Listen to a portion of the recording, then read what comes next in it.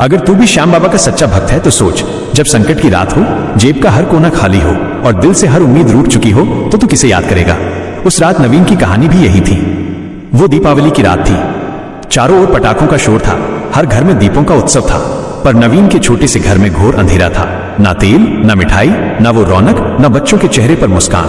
पिछली दुकानदारी में इतना घाटा हुआ था कि घर की हर खुशी मानो गिरवी रख दी गई थी। निराश नवीन ने घर के कोने से एक टूटा हुआ दिया निकाला, उसमें मुश्किल से 2 बूंद तेल डाला और उसे जलाकर अपनी चौखट पर रखा। टिमटिमाते दिए की लौ में उसका चेहरा उदास दिखा। उसने दोनों हाथ जोड़े और आसमान की ओर देखकर बोला, हे मेरे खाटू नरेश, मेरे श्याम बाबा, सबका घर रोशन है, क्या मेरा इतना बुरा हाल है? क्या तूने भी मुझसे मुंह फेर लिया? और जैसे ही उसने अपनी बात पूरी की, दरवाजे पर किसी ने धीरे से दस्तक दी। नवीन ने दरवाजा खोला। सामने एक तेजस्वी श्वेत वस्त्रधारी बुजुर्ग खड़े थे।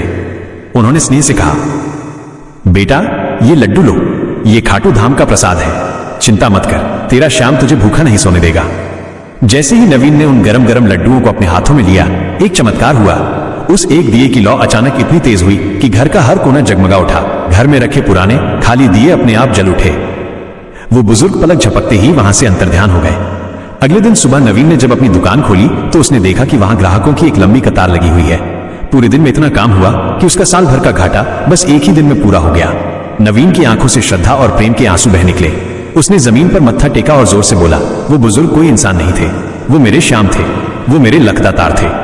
अगर तू भी मानता है कि मेरे श्याम बाबा अंधेरी रातों में भी साक्षात रोशनी बनकर आते हैं, तो भाव से कमेंट में लिख, जय श्री श्याम। इस चमत्कारी कहानी को शेयर कर ताकि हर टूटी उम्मीद और अंधेरे घर को मेरे श्याम की नई रोशनी मिले। और ऐसी अद्भुत चमत्कारिक कहानियों के लिए हमें सब्सक्राइब करें।